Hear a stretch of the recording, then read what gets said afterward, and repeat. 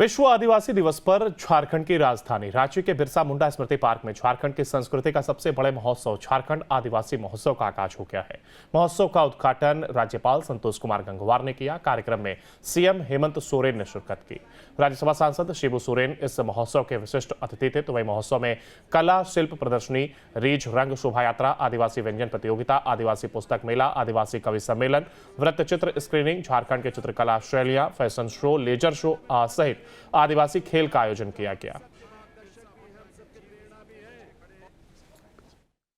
आज विश्व आदिवासी दिवस है और हमारे राज्य में ये विश्व आदिवासी दिवस तीसरी बार मनाया जा रहा है और हर बार एक नई उत्साह, नई ऊर्जा के साथ हम सब यहाँ एकत्रित होते हैं। आज सिर्फ आदिवासी दिवस सिर्फ इसी जगह ही पर हम लोग नहीं एकत्रित हैं, बल्कि राज्य के अलग अलग कोने में, अलग अलग जगहों पर, कोई छोटे रूप में, कोई बड़े रूप में आज इस दिन का उत्साह मना रहा है। निश्चित रूप से आदिवासी समाज के लिए ऐसे दिन हमेशा याद रखने के दिन होते हैं। ये आदिवासी समाज भी देश के, दुनिया के अलग अलग जगहों पर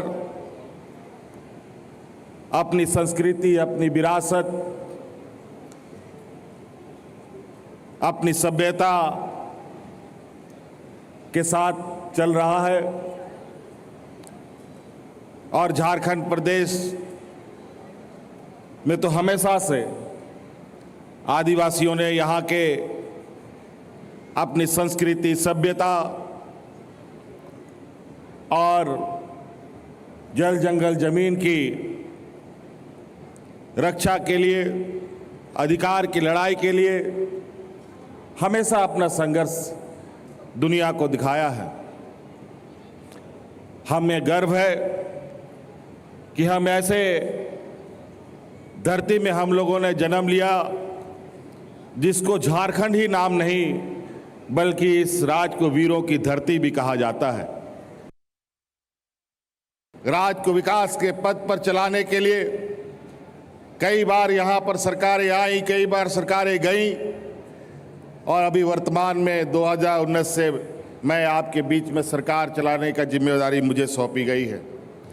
2019 की सरकार बनाने के बाद आपको मालूम होगा कि हम लोगों ने आदिवासी महोत्सव को भी नहीं मना पाए थे, क्योंकि उसमें कोरोना और कोविड काल चल रहा था। पूरा देश, दुनिया लॉकडाउन से ग्रसित था, इस महामारी से ग्रसित था। लेकिन अब हम लोगों ने फिर से इस कार्यक्रम को प्रारंभ किया है और आदिवासियों के बीच और आदिवासियों को संजोने का एक प्रयास हम लोगों ने किया है। हम जानते हैं कि इस राज्य को देश दुनिया सोने की चिड़िया के नाम से जानती है। देश का सबसे अधिक खनिज संपदा हमारे इसी राज्य में पाया जाता है। लेकिन बड़ा दुर्भाग्य की बात है कि यहाँ के लोग आज के दिन में भी देश के विकास के उन मापदंडों को पूरा नहीं कर पाते जो आज के दिन में होने की आवश्यकता थी।